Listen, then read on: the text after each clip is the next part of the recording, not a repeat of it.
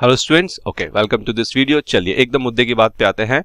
तो देखिए, एग्जाम में जाने से पहले हर चीज को प्रॉपर बहुत अच्छे तरीके से हमें कवर कर लेना चाहिए, चाहे वो पढ़ाई हो, चाहे वो एग्जाम में हमें कैसे लिखना है, कैसे फॉर्मेट्स बनाने वो, और चाहे एग्जाम के इंस्ट्रक्शंस हो। काफी स्टूडेंट इंस्ट्रक्शंस को इग्नोर कर देते हैं और कई बार उन्हें एग्जाम कैंसिल होने जैसी चीजों का मुआवजा उठाना पड़ जाता है। तो आज के इस वीडियो में हम बात करने जा रहे हैं how to fill the first page of answer sheet and understand the instructions. तो देखिए, आपकी एग्जाम शीट के जो पहले दो पेज होंगे, ओके, ये है आपका पहला पेज जिसको हम बोलते हैं कवर शीट, और ये आपको फिल करना होता है, पूरा नहीं, मैं आपको बताऊंगा क्या फिल करना है क्या नहीं।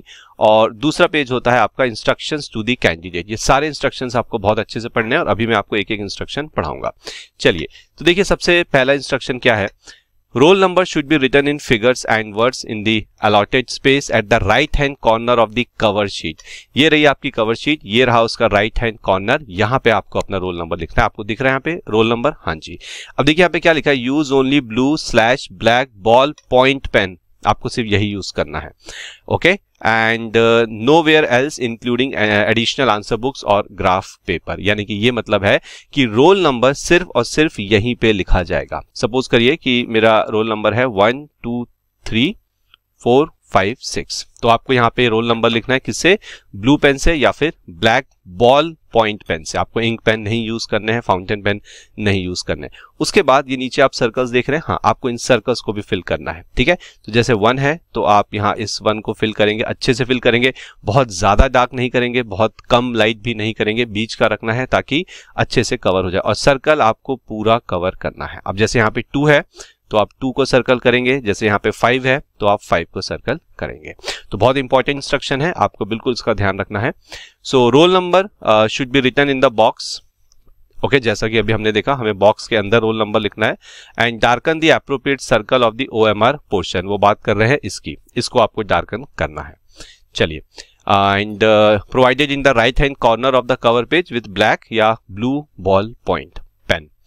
तीसरा पॉइंट पे आ जाते हैं, fill particular such as name of examination, group number, paper number and subject at the appropriate space at the left hand upper corner. चलिए, तो कवर शीट का जो लेफ्ट हैंड साइड में जो अपर कॉर्नर है वो बात हो रही है इसकी, तो ये आपको फिल करना है।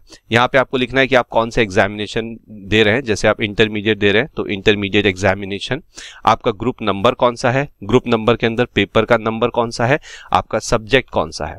उसके बाद number of answer books used, main plus dash, तो मेन आंसर शीट वो होगी जिसमें ये कवर पेज लगा होगा जिसे आप भर रहे होंगे। अगर आपने मान लीजिए एक आंसर शीट और ली है एडिशनल शीट, तो आप यहाँ पे करेंगे मेन प्लस 1। उम्मीद करता हूं ये पॉइंट आपको अच्छे समझ में आ चुका है। उसके बाद remove the barcode sticker of the particular paper from the attendance sheet. अब ये अटेंडेंस शीट आपके पास नहीं होती, ये अटेंडेंस शीट जो इन्विजिलेटर है या आपके एग्जाम हॉल में जो टीचर होंगे वो लेके आएंगे आपके पास, जिसे आपको साइन करना होता है, और वहीं पे एक बारकोड स्टिकर लगा होता है जो आप निकाल कर, ठीक है, अपनी आंसर शीट पे लगाएंगे। कहां पे, ये देखिए, space for affixing roll number sticker provided in the attendance register, ये आप लगाएंगे या फिर जो आपके इन्विजिलेटर है वो इसे लगा सकते हैं, ठीक है।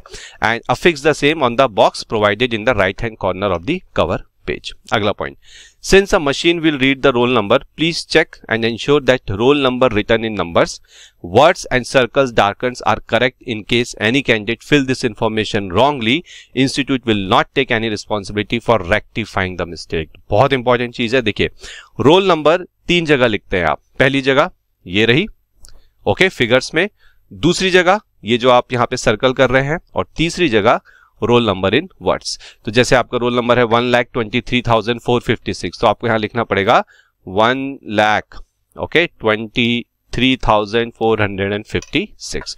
बहुत अच्छे से इंफॉर्मेशन को भरिएगा। The answer should be written neatly and legibly, okay. The answer to each question must be commenced on a fresh page, बहुत ही important information, and question number prominently written at the top of each answer. Alternatively, the question number should be distinctly written in the margin। तो देखिए यहाँ पे उन्होंने क्या बोला है, जैसे ये आपकी आंसर शीट है, ठीक है, तो आपको हर एक आंसर फ्रेश पेज से स्टार्ट करना है, ठीक है। तो मान के चलिए आप एक आंसर लिख रहे हैं और वो आंसर आपका यहाँ पे खत्म हो गया, तो अभी भी आपके पास जगह है, आपने अगला क्वेश्चन यहाँ से स्टार्ट किया, रॉन्ग, आपको अगला क्वेश्चन अगले पेज से स्टार्ट करना है। तो फ्रेश क्वेश्चन, फ्रेश पेज, ठीक है। अभी सपोज करिए कि किसी क्वेश्चन के 3 पॉइंट्स हैं, 3 रिक्वायरमेंट है ए बी सी, तो उसे आप यहाँ पे कंटिन्यू कर सकते, जैसे आपने यहाँ पे ए किया, आप यहाँ पे बी कर लीजिए, कोई दिक्कत नहीं है, क्योंकि वो एक ही क्वेश्चन का हिस्सा है।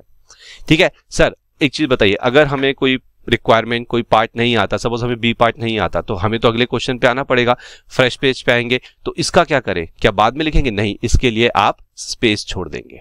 आप एक पेज, आधा पेज, जितना आपको सही लगता है आप उतना पेज छोड़िए, उसके बाद आप new question number fresh page से ही स्टार्ट करेंगे। और जो क्वेश्चन नंबर है वो आपको सेंटर में लिखना है, या आप साइड में मार्जिन में भी लिख सकते हैं। हमारा सजेशन यही है कि आप इसे सेंटर में लिखिए, ज्यादा बेटर लगेगा।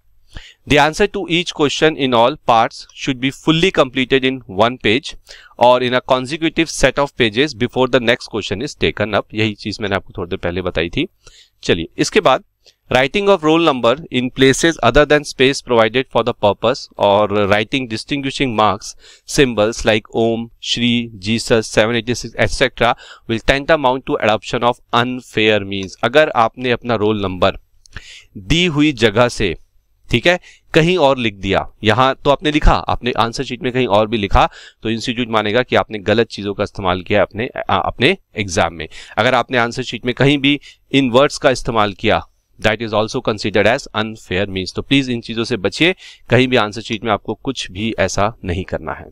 Before submission of answer book to the invigilator, take care to score out X blank pages if any that you might have left. Suppose आपके आंसर शीट में 20 पेजेस हैं, उसमें से आपने 18 पेजेस फिल कर दिए, लास्ट के 2 पेजेस खाली पड़े हैं, तो आप क्या करेंगे, आप उनको ये एक्स लिखा है यहाँ पे, ब्लैंक पेजेस को आप एक्स करके क्रॉस कर दीजिए। चलिए, तो ये इंपॉर्टेंट इंस्ट्रक्शंस थे जो आपको ध्यान रखने हैं। अब एक बार कवर शीट देख लेते हैं। तो हमने रोल नंबर देख लिया वर्ड्स में, फिगर्स में, और यहाँ भी हमने सर्कल करना सीख लिया। यहाँ पे आप अपना स्टिकर लगाएंगे जो आपको इन्विजिलेटर देंगे, और यहाँ पे कैंडिडेट सिग्नेचर, यहाँ पे आपको अपना सिग्नेचर करना है। ओके, यहाँ पे मत कर देना, यहाँ पे इन्विजिलेटर का सिग्नेचर होगा। आप ये इन्फॉर्मेशन फिल करेंगे, और यहाँ पे साफ लिखा है for use by ICAI only, यहाँ आपको कुछ भी नहीं करना। इसके अलावा एक और चीज जो आपको यहाँ फिल करनी है वो आप देख रहे हैं, ये देखिए क्वेश्चन नंबर्स हैं आपके ये, ठीक है, to be ticked okay by the candidate against the question answer. Suppose करिए आपने पहले क्वेश्चन को आंसर किया है, टिक करिए, दूसरे क्वेश्चन को आंसर किया है, टिक करिए, तीसरा क्वेश्चन आपने आंसर नहीं किया, क्रॉस मत करिए, छोड़ दीजिए। चौथा क्वेश्चन किया आंसर, टिक करिए, पांचवा किया, टिक करिए, छठा नहीं किया, छोड़ दीजिए, क्रॉस नहीं करना है। आगे बात समझ में, marks avoided to be filled by examiner, इसमें अपने मार्क्स मत लिख देना आप, ठीक है, वो एग्जामिनर का काम है, वो करेगा, आपको यहाँ पे कुछ भी नहीं करना है।